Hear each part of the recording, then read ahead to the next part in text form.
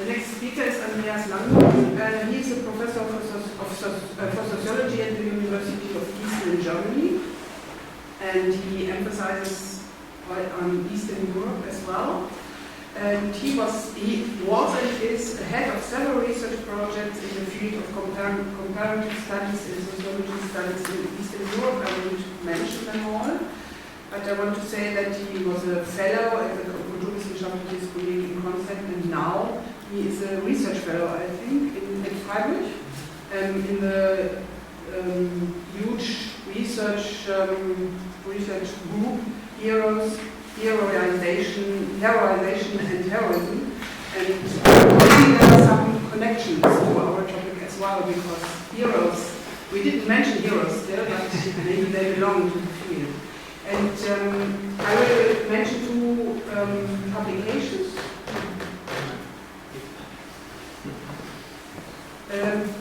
related to our concept, to our conference, that is together with Regina Kreide. He published Conceptualizing Power in Dynamics of Secularization Beyond the State and the International System in 2019, just now. And with Nicole Falkenhainer, Johannes Scheu, and Doris Schweitzer and Kaspar Schulecki, he published Idioms of Stability and Destabilization in 2015, and I think both publications fit very well in our topic. So we have we are looking forward to your presentation, and it's about post-truth or post-normativity, remarks on recent critiques of public political communication. The floor is yours. Yeah, thanks very much. Доброе утро. Я хотел сказать, что если хотите после доклада, вы можете задать ваши вопросы по-русски. Я немножко понимаю по-русски, хотя, к сожалению, не могу сделать теледоклад по-русски, which is why I'm switching to English right now. And I hope that this is also going to get a bit better, perhaps, as the presentation proceeds, but I have to read it out, at least in some sections, so I need the light. I'm sorry for that. So I guess what I want to say today has a lot to do with what both Diego and Bernhard already said this morning about the, and also Gasha, of course, about the precariousness of any notion like post-truth. I just want to start with some reflections on what kind of term is post-truth, and in particular what kind of post is the post that we're talking about here. So recently a colleague of mine in Germany, Helmut Scherer, pointed out to me that given an example such as Germany, it is absolutely bogus to feel any nostalgia for the good old mass media prior to Facebook and the Twitter revolution. We had to do that in the Federal Republic of Germany with 3 state-funded TV stations and a conservative tabloid paper, which is the Bild-Zeitung, whose circulation outnumbered that of the so-called quality press by a factor of 10. So that was the case up until the end of the 1980s in the Federal Republic of Germany, and this really does not make up a scenario worth contemplating for its attractiveness. So there's really no need, as it were, to feel a kind of nostalgia for the good old times when the truth was basically still there in public political communication, and I think this is a feeling that probably unites many of us today. Therefore, we need to interrogate the temporality of post-truth. So what are we actually talking about? The prefix post can imply various temporal constellations. It can refer to an era or a stage after another has ended and is done with. Yet it can also mean a constellation which has witnessed somehow radical change, yet in which the parameters of the former constellation are still felt and exert some kind of effect. In this latter sense of a temporal overlap rather than a temporal sequence, post-truth would refer to a constellation of public political communication in which some idea or ideal of truth is still lingering, without, however, informing public communicative practices in the same way as before. And to make things even more complicated, this lingering of an idea or an ideal of truth does not necessarily mean that they were fully operational as functional entities before. The idea or ideal of truth might as well have been a ghost all along, which, however, in its spectral presence, contributed to making sense of public political communication without actually ever being achieved. So I think that post-truth has something to do with the end of an illusion, as it were, or the coming to terms with a certain becoming reflexive of the, as it were, absence of truth, yet at the same time also becoming reflexive that this, as it were, illusion of truth was somehow formative of the political public sphere. I guess these temporal complexities of the post have been most thoroughly spelled out in post-colonial cultural critique, which analyzes the post-colonial present as one in which specters of colonialism still appear as symptoms from a colonial past, which was itself never fully self-identical, because otherwise it wouldn't have produced those symptoms in the present. Seen from this angle, the idiom of post-truth might indicate the presence of a past reality that already in that past was a misconception, in the same way that the idea of colonialism was a misconception of what colonialism actually was. Coming back to post-truth, what I want to point out is that the term is in danger to become a false friend of political cultural critique, a nostalgic mistranslation that confronts today's vicissitudes in political public communication with a past standard that is misread as a past fact. In order to avoid this and instead get to the core of the problem, as I believe it's the core of the problem, we need to address the truth of past political communication precisely as a standard, not as a fact, or as you might say in sociology, as a norm. I will argue that we are witnessing today is less a matter of post-truth, but of post-normativity. That is, a constellation in which not the facts, but a certain modality of meaning informing political public communication is challenged. This modality of meaning, normative meaning, does not refer to how things are done, but to how they ought to be done. Normative meaning thus establishes an unavoidable tension between any concrete acts of communication and their normative interpretation. And it is my impression that today we see signs of a collapse of precisely this tension between norms and facts, as it were, how things are done and how they ought to be done. And that might be this problem that we should set out theorizing and understanding.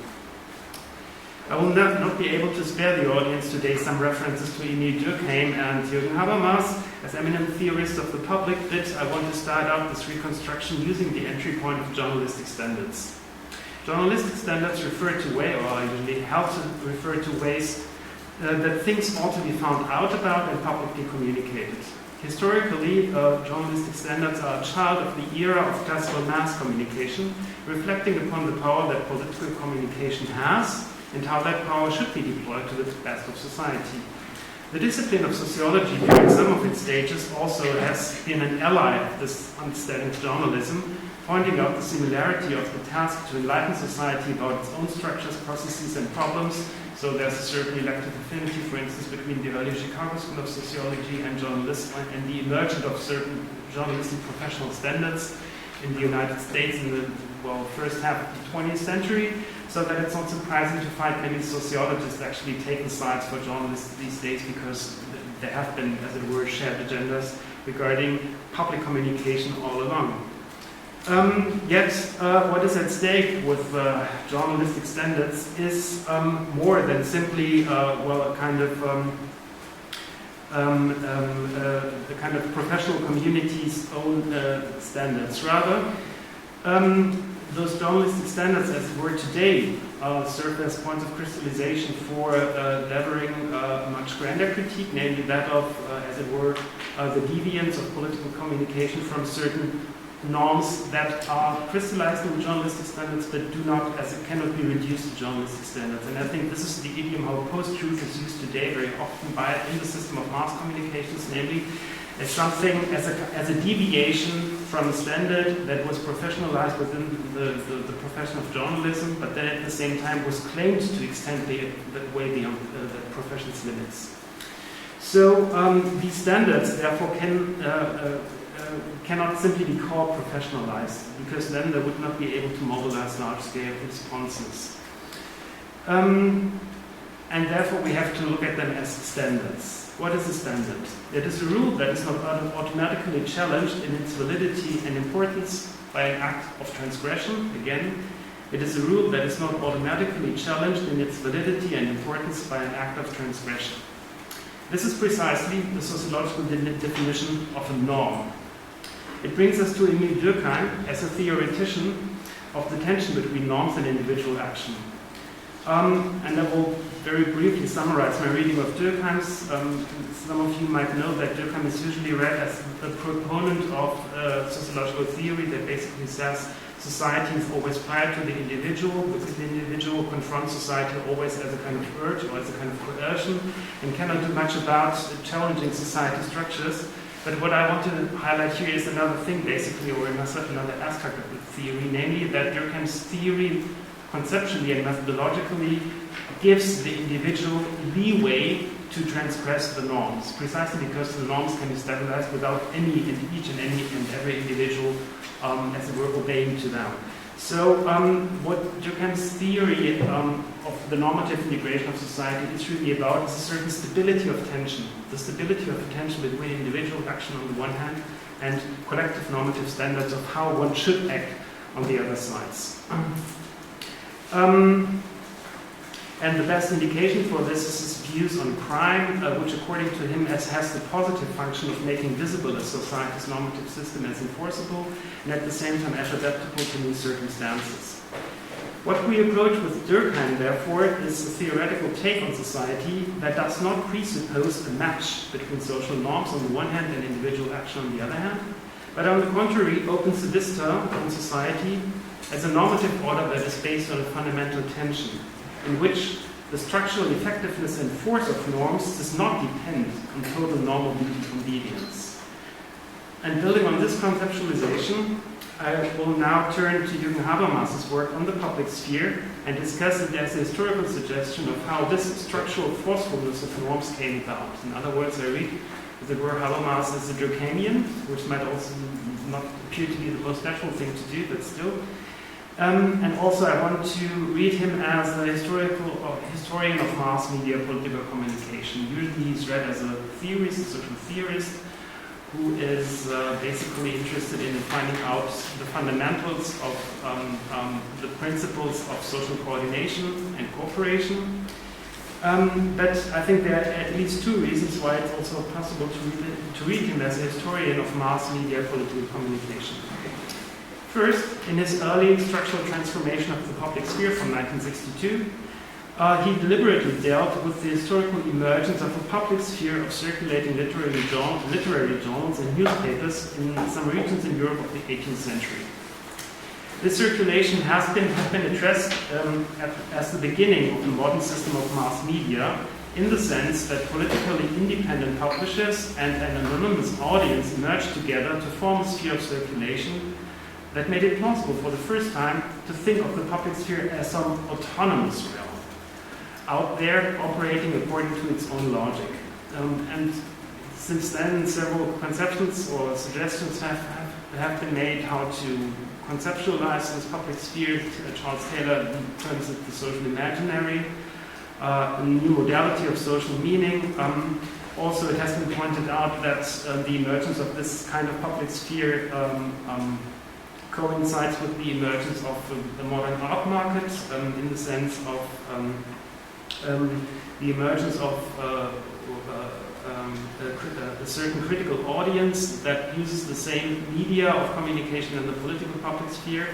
So, for Habermas, it is only through this mass media system of public communication in the 18th and 19th centuries that the principle of rational argumentation, for the first time in history, gained a major significance in public and political affairs. Second reason for why he might be seen as a historian of mass media communication, Habermas has repeatedly critiqued the contemporary mass media system, especially the entertainment industry, for comprising the original ethos of political public mass communication. This is something that he somehow inherits from Habermas and from Adorno and Horkheimer.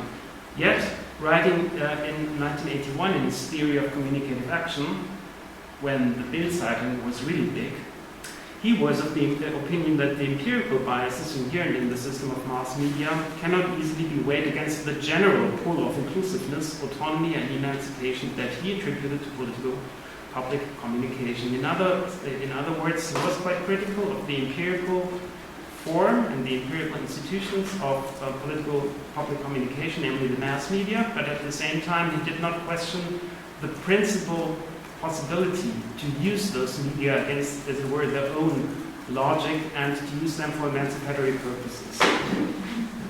And this is, I think, where this tension that I talked about with relation to Durkheim manifests in Habermas's theorizing, namely a tension between, as it were, an empirical and concretely institutionalized system of mass communications, and on the other hand, a certain principle that is carried through the system against its own, as it were, logic, and survives as a principle, survives as a norm that is not always obeyed to, but that still functions as a kind of as a principle of critique and also of, as it were, political coordination. So, to summarize this part,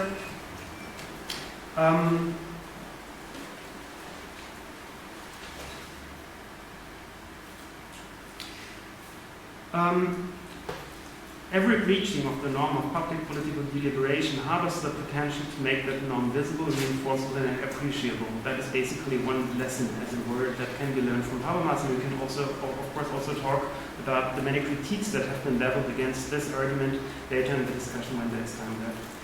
And this might also explain on what ground it is still defendable to think of the political mass media communications in some parts of the world during the 19th and 20th century as a public sphere, as a Öffentlichkeit in Habermas's sense. Because even as its empirical substrate was more often than not exclusivist and in this sense irrational, what could be upheld was a normative principle of political public communication as inclusive and rational. A measurestic that, in principle, could be used to critique any empirical act of public communication, and one that was used quite often. So, what have I done? I read Habermas, first of all, as a Durkheimian sociologist who is interested in the particular ways that norms exert structuring force without necessarily matching empirical actions. Therefore, I'm not making any claim that the norm of communicative rationality and public political deliberation was ever adequate, given its gross misfit with empirical communicative reality of Europe and its colonies in the 19th and 20th century. My argument is instead that Habermas and Durkheim help us understand the meaning modality of the era of mass mediatized public political communication, namely to learn to understand as one in which a norm unfolds its structuring force precisely as it is based on a tension with empirical acts of communication. That is, I regard this tension as characteristic for mass mediatized political public communication. Today, however, it is my impression that that very tension between norms and actions, which instills normative meaning as a significant modality of public political communication, is collapsing. This is why I think we should be talking about not so much post-truth, but about post-normativity. Even more, as a post-normative age might be dawning, to be a bit exaggerated maybe, we might see truth forcefully returning into public political communication, and I think this is what the speakers prior to myself have already addressed. We might see truth returning into public political communication, although it is a truth that is not particularly benign. I will sketchily substantiate this claim, concluding in a threefold way. First, the problem with today's political public communication might be not so much the abundance of lies, be it the lies of the president denounced by mass media, or that presidents counterclaim that all such allegations come from so-called fake news. So it might not be lies, but the problem might be the preoccupation with truth. The notions of fact and fake, as mobilized in this discursive battle, are complementary symptoms of a transformation of publicly dominant modalities of meaning. This transformation maneuvers political discourse from the realm of opinion, political opinion, into the realm of factual truth and falseness. What happens is a mirror-inverted collapsing of the distinction between factuality and normativity.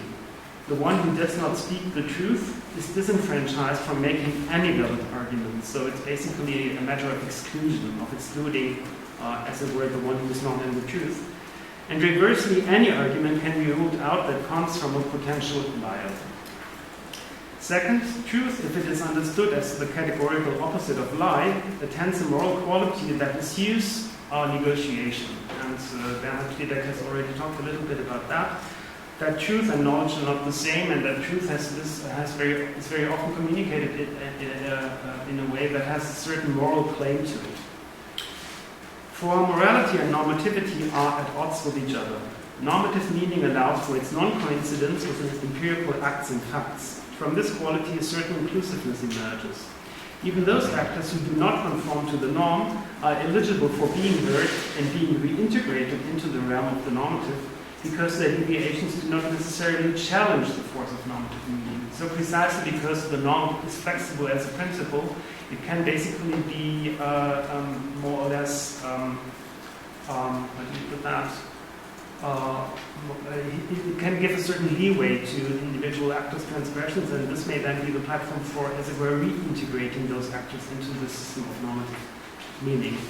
But in contrast to this, strict truth claims are allergic to any kind of deviation, usually responding to them with an act of exclusion, like the reproach of lying. This intolerance is what makes truth, in fact, a moral claim. And third, and finally, the focus on facts skews public political communication to the effect that it creates or amplifies power asymmetries. This can be observed especially in the realm of digital communication, which once was hoped to alleviate power asymmetries characteristic of classical political mass communication. So the idea was, as you know, every receiver is also a sender, every transmission can be turned into an interaction. It is not so, as we know now. Under the aegis of truth as new moral standard of political public communication, asymmetries and hierarchies arise that remind one of those in totalitarian contexts.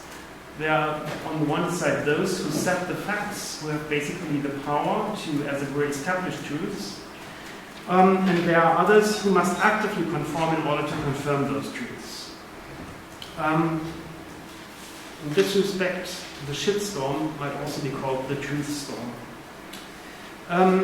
And basically people, as it were, contributing in those dynamics of communication are forced into a kind of confessional communication, confessing their belief in the truth about another person, effectively resembling denunciation of another in the hope to escape that denunciation oneself. To sum up my diagnosis, and this is the final paragraph, we are witnessing the dust of a modality of public political meaning-making that was based on a tension between communicative norms on the one hand and communicative action on the other hand. As that tension is collapsing, it gives way to another meaning modality that reduces political public significance to a facticity that is labeled truth, while at the same time imbuing that truth with a kind of intolerant morality, and seen from this angle, post-truth is really not the issue. Thank you very much.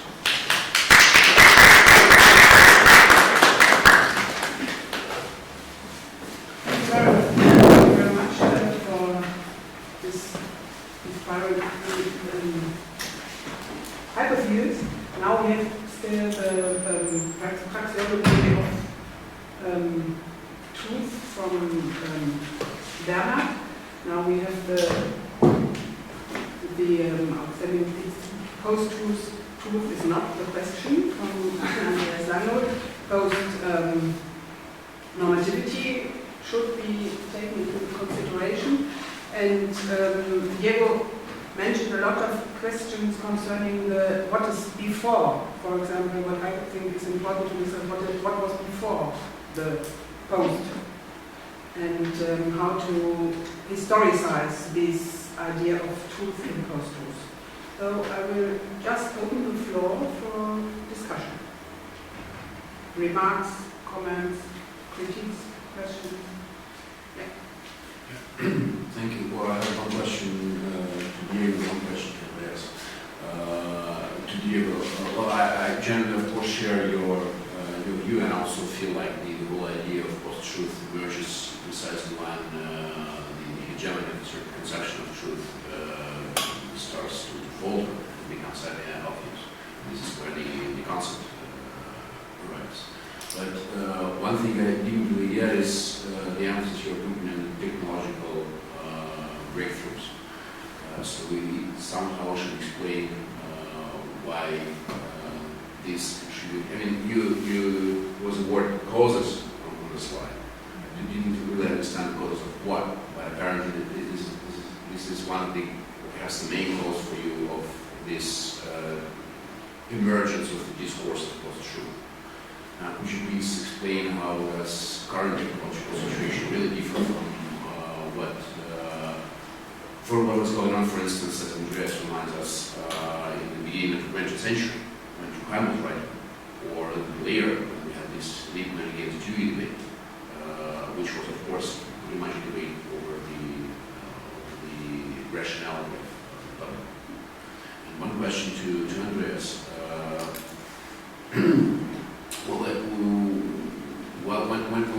When you call this post-normativity, you really mean that what is in crisis here is the normativity as such, or are we really talking about a certain concept, a certain version of normativity? Basically, of course, the Kantian one, because all the lines you traced from the distinction between facts and norms, and then up to Durkheim, and then all the way along to Habermas is, of course, a certain Kantian line of what public communication should be. This is obviously a crisis, but doesn't mean that there is a general crisis of normativity as such. That is the only way we can imagine the mentioned politics of public communication. Okay. Yes. Okay, so, well, I would like to actually start with one thing. If we talk about, maybe it's not directly connected already with your question, but we'll come to that. But we talk about truth, post-truth, and so on. I don't think it's fair to start from the 20th century, for example, because how can we claim and talk about this truth? That's what I wanted to say, but I had to go a bit quick. How can we talk about a concept like truth and look only at the 20th century, for example? The first thing that I, as a historian, look at in this situation. The second thing is the difference, and why I said it's a cause, because even when Habermas was writing and so on, the media was actually different. It wasn't with the starting of the mass media, but it was not this direct mass media. Today we have the direct mass media, which means that you have your Facebook profile, your Instagram profile, you can write immediately whatever you want.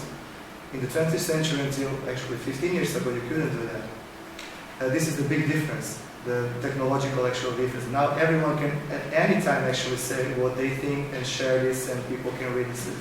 They couldn't do this before. Still, before we had this idea of post-truth, like before, we were talking about, we heard about these ideas of the journalism in the past, like 50 years ago. It was all about ideals and the great journalism and so on, which is not true. Because if you research and do research in journals from the period, you'll see a lot of actually fake news and things that were not truth, that were not really about some kind of journalistic standard and so on.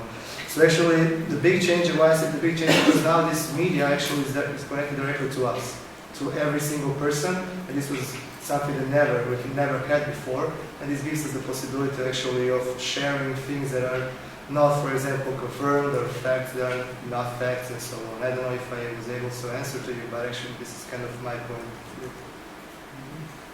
Yeah, thanks very much. This is a complicated question because, as it were, I think I can refer here only to a certain trajectory of reconstruction that I would consider myself being on right now, which is basically taking the Kant out of Habermas.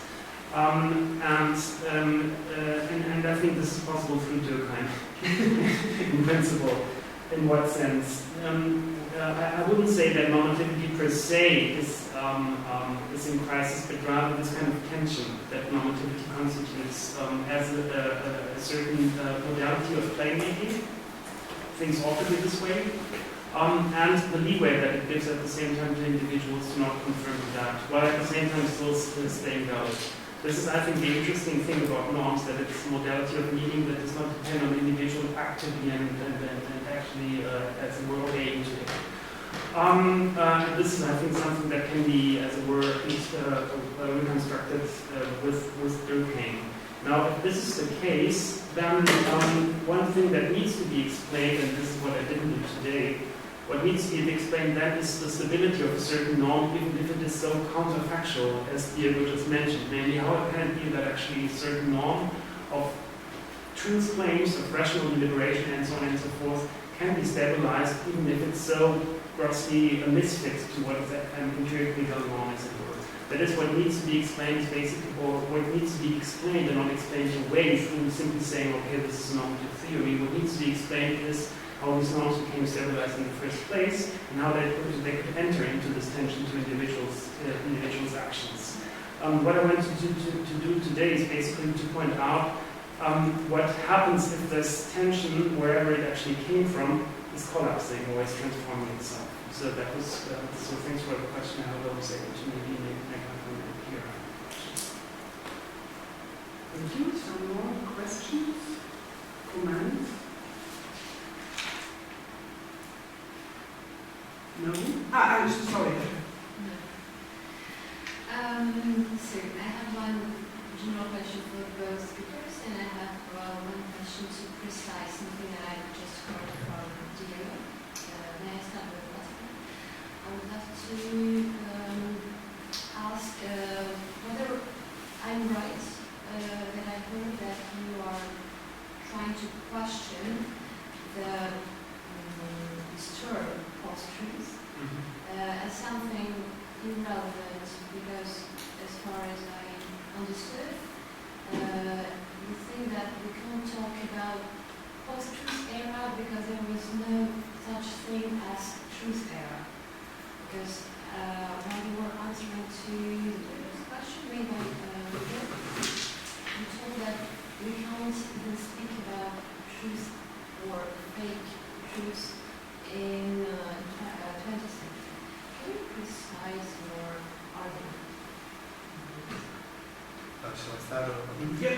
Okay, well, I started from the thing, I think you are correct actually. I think that post-truth, to make it clear, is not a good concept, it's not a good way to call this situation, because it's post for something that was never had a before, actually, and it's truth, but it's not about truth. I think it's, as I said, it's not about truth, but it's about how you actually communicate. It's a question of communication and not a question of truth, to me, historically looking. And so actually, yeah, you are correct. I think that post-truth is not the right concept and the right way to call it this whole situation. And that's what I wanted actually to show somehow my historical perspective actually on this concept. Okay. And now I would actually I would love to pose for both of you a question about the decline of the position of intellectual in the late 20th century. It's actually the problem which is in the focus of my research. And both of you told about media, and Diego told us about hierarchy of knowledge, but maybe this process of declining of the authority of intellectuals has something to do with this post-truth situation. Perhaps we start with you again. Okay. I think it is connected for sure. And once again, I think the connection is clear, but it's not about post-truth, actually. That's what I wanted to say. I mean, obviously, this new way of communication is a challenge to the hierarchy of knowledge, is a challenge because, for example, that I said, the climate scientists and the YouTuber and so on. This is obvious, but I think this is not a challenge to actually the truth. And I mean, it is a challenge to the truth, but not in a way that it was different before. This is a challenge that comes from the thing that we have the technological possibility of doing so. And what I said, and I try actually to explain, we have also this ideological new possibility that came, I think, from postmodernism, like on an ideological basis, and the technological possibility that came actually from the technology of questioning everyone, and you just have to find some followers and you can do this. So actually this is what I think about this. But by the breaking of this hierarchy of knowledge, so you're breaking also the concept of hierarchy of authority, and with this democratization of communication via technology, we are starting to lose some some authoritative voice, which in the epoch was presented by Justus-Liebig-University, who claimed themselves to be not only possessors of truth but defenders of the kind of truth. And for them, they just justify this position by attributing themselves to some kind of searching for truth, searching for facts, and which can be proved. And now with this new constellation and questioning this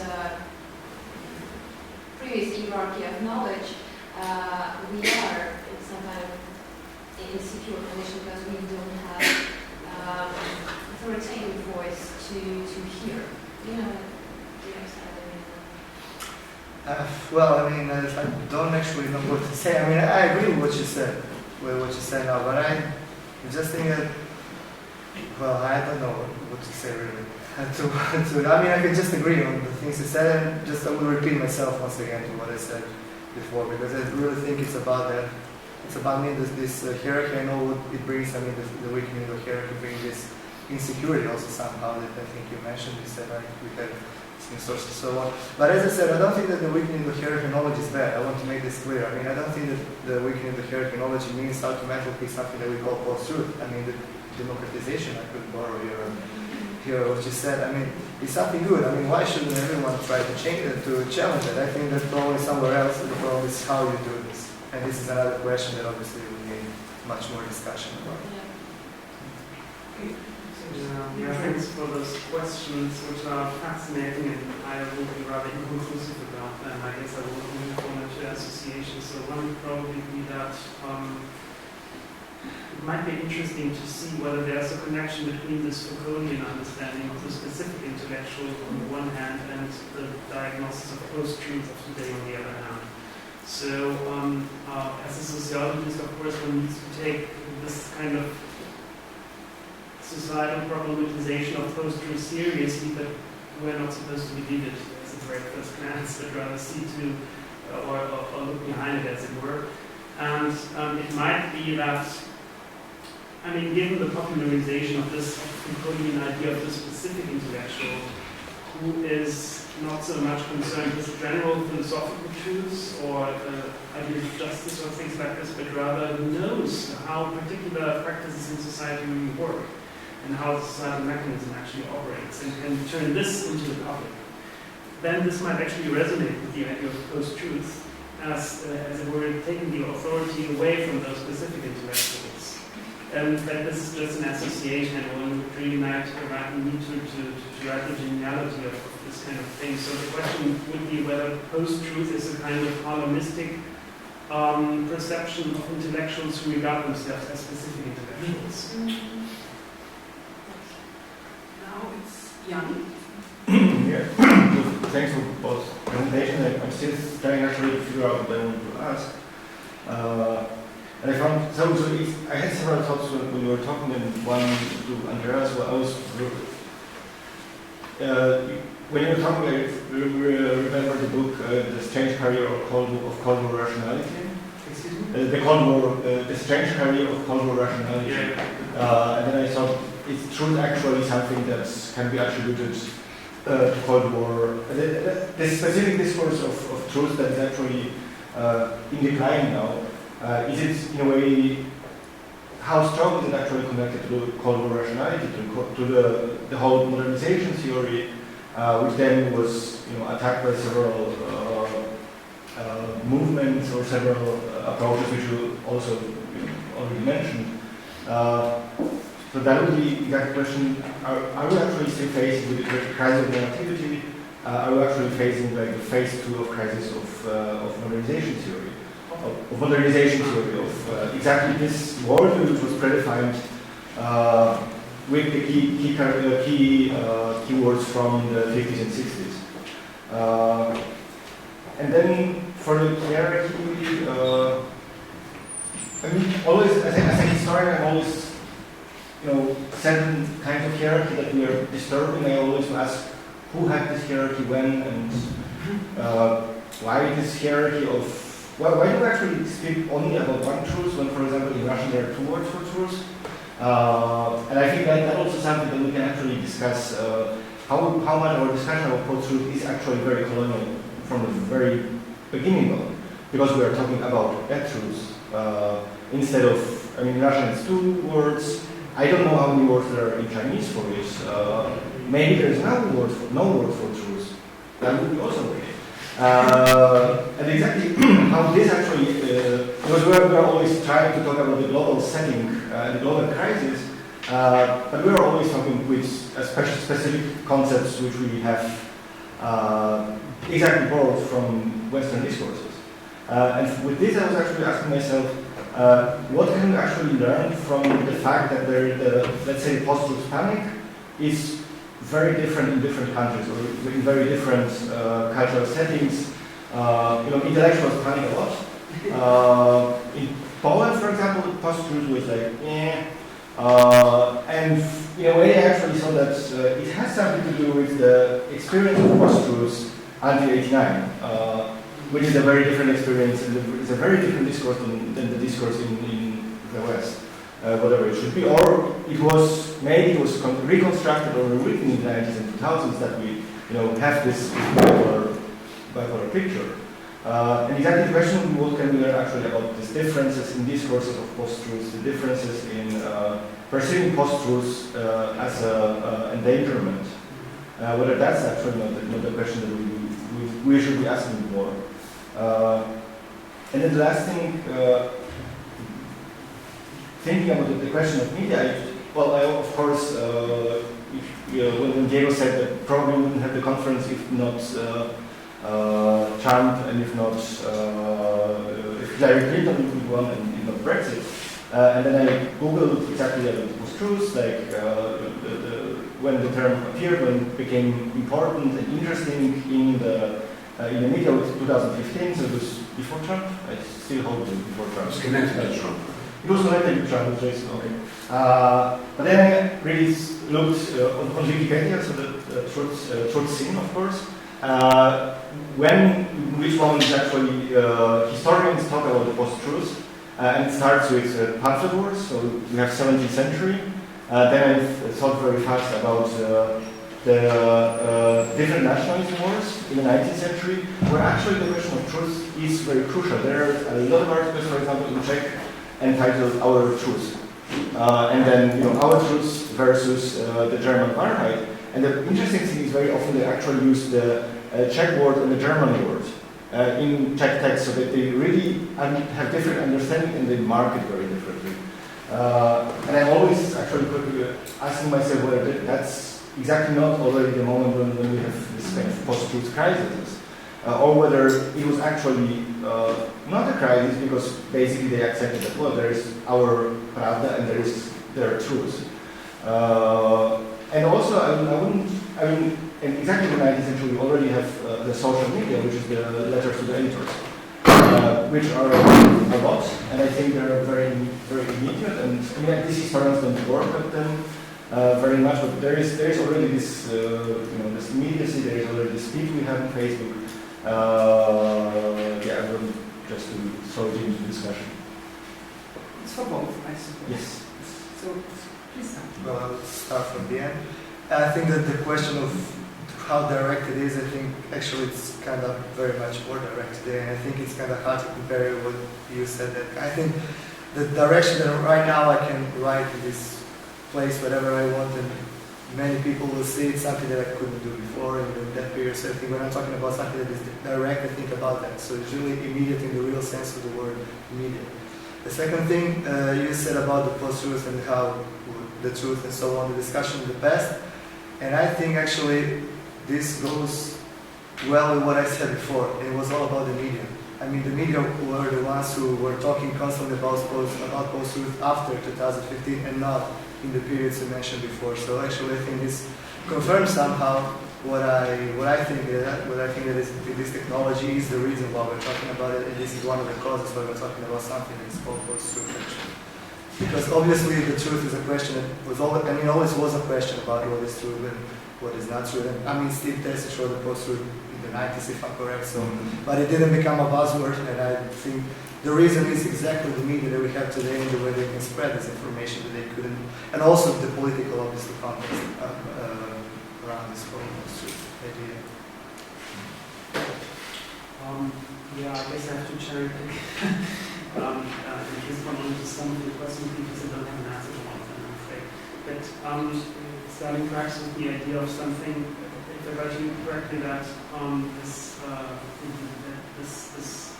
this constellation of tension between a norm and basically a certain way of proper communication might be part of the Cold War constellation. Here it's interesting to note, I mean, talking about some examples, at least from countries belonging to the,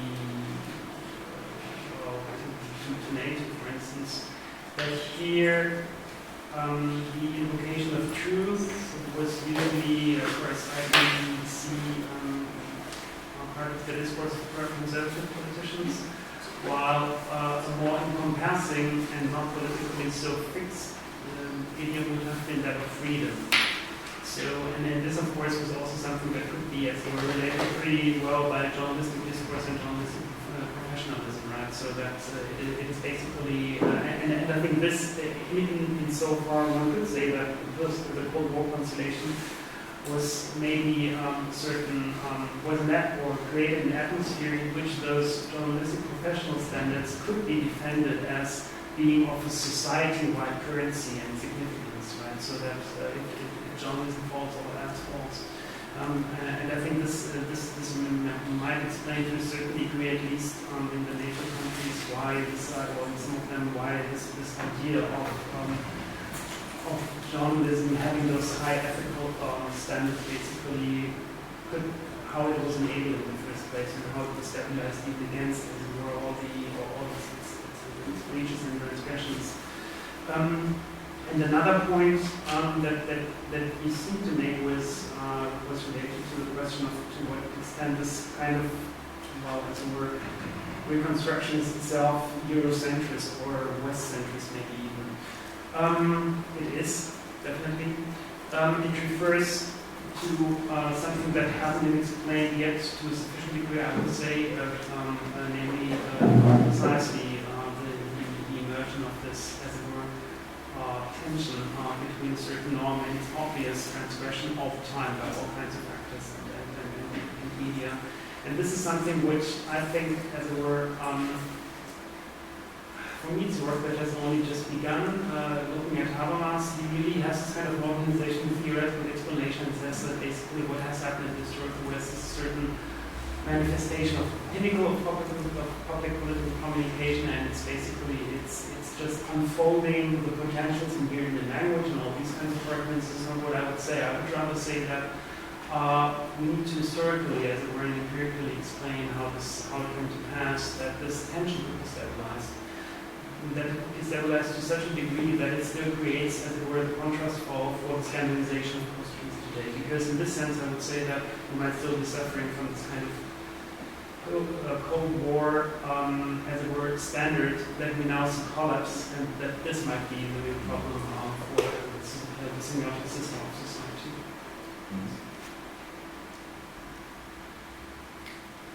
Some more questions, remarks? I hope I can oversee someone. Anyone want to say something? No? Not in the moment, but perhaps I can add a question myself.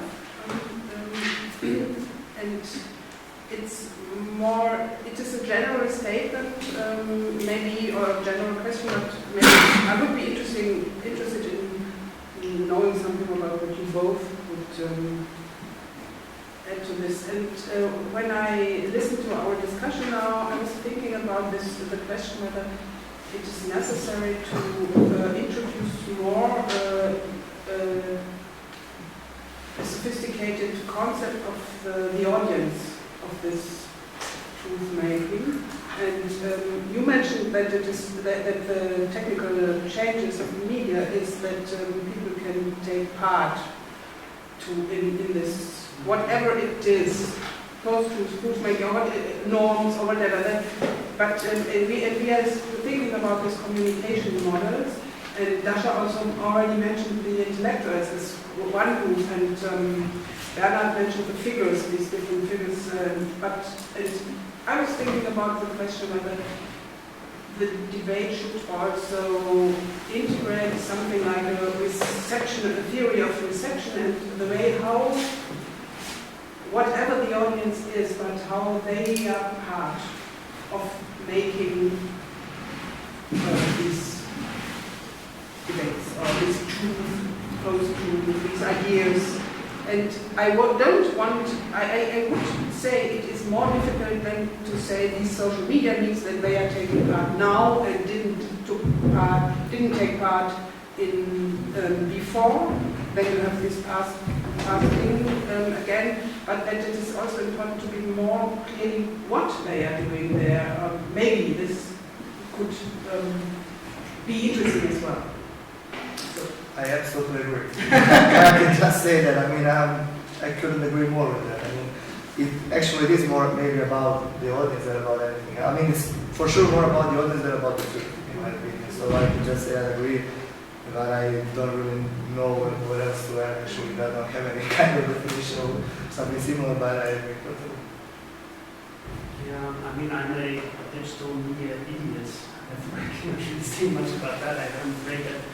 What comes to my mind is of course the early critique of Habermas by Alexander Kluge. It was made in 1973. I think that was a book that was also the public experience of entitlement how, where they made the point that the system of mass communications as it is institutionalized in West Germany does give no room to the experiences, as it were, of certain social groups, and particularly workers.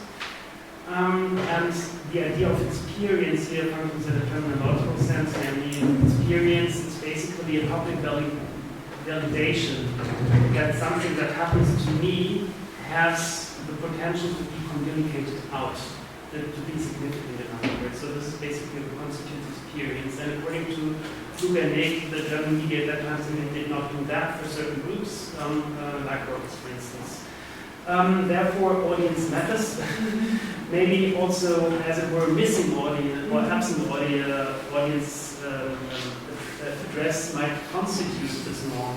That's why I was talking about in the first place, right? So, I mean, if there's, if you have certain audience segments that are simply not important from the point of view of the media, be it mass media or other media, then this might actually contribute to active informing this kind of norm. Mm-hmm.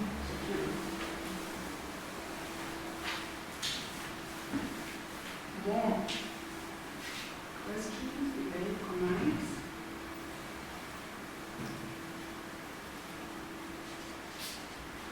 Or perhaps it is time to sum up, or I don't want to sum up everything because it was a very huge discussion now, but perhaps we can go for the lunch break with some ideas or some concepts, and I don't want to repeat what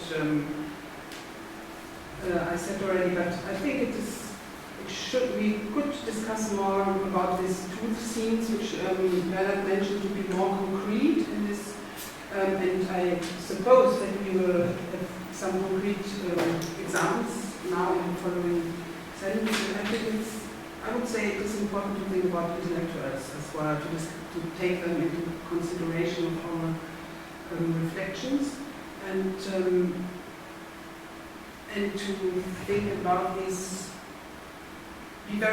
perhaps to think about this, we are dealing with a lot of huge concepts, not only truth and post-truth and norm and normativity, but also politics and media, and perhaps it should help to be precise in this how we use it. And, yeah.